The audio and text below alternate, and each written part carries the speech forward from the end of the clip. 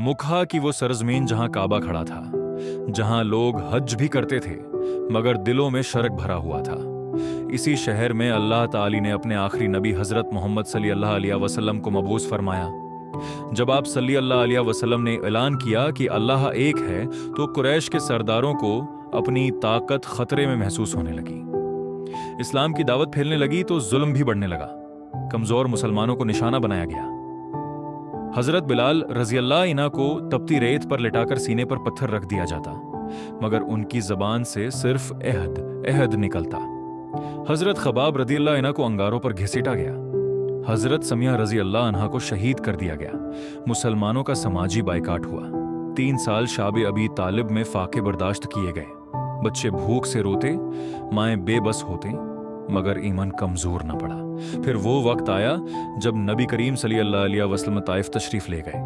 आप सल्लल्लाहु अलैहि वसल्लम ने उम्मीद की कि शायद वहां के लोग दावत कबूल करेंगे, मगर वहां आपको पत्थर मारे गए। जिस्म मुबारक लहूलहान हुआ, जूते खून से भर गए। जब पहाड़ों का फरिश्ता हाजिर हुआ और अर्ज किया कि अगर हुक्म दें तो उन पहाड़ों को उन पर गिरा दूं, तो नबी करीम सल्लल्लाहु अलैहि वसल्लम ने फरमाया, नहीं, शायद उनकी नस्लों में से कोई ईमान ले आए। ये सब्र और रहमत की ऐली मिसाल थी। मक्का में हालात दिन बदन सख्त होते जा रहे थे, मगर इसी दौरान अल्लाह ताली मदीना में जमीन तैयार कर रहा था।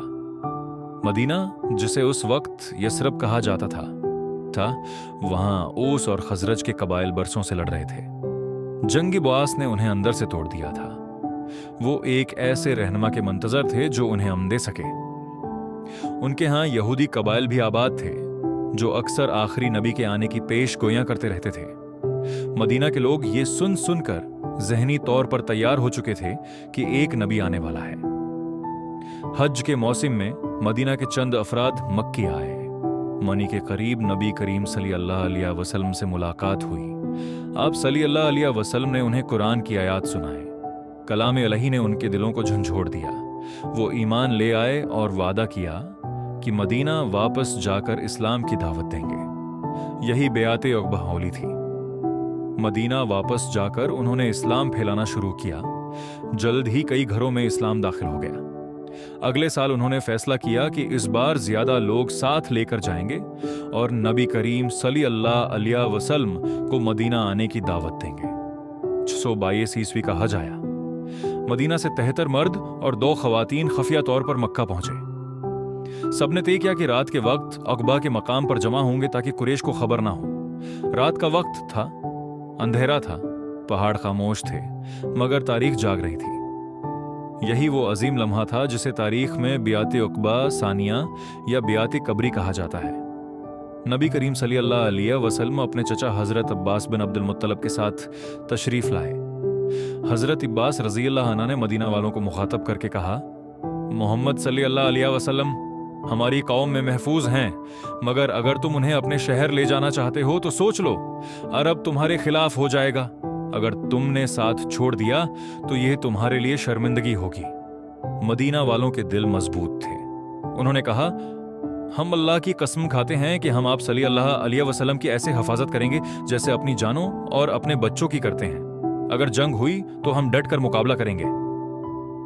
फिर एक एक करके सबने नबी करीम सल्लल्लाहु अलैहि वसल्लम के दस्ते मुबारक पर बियात की।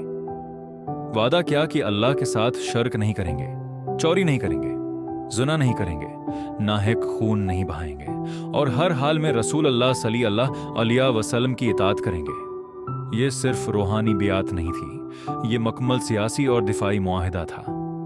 इसी लम्हे मदीना इस्लामी रियासत का मरकज बनने के लिए मुंतखब हो चुका था। बियात के बाद नबी करीम सल्लल्लाहु अलैहि वसल्लम ने 12 नकीब मुकर्रर किए ताकि वो अपनी अपनी कौम की रहनुमाई करें। ये बाकायदा तंजीमी ढांचा था।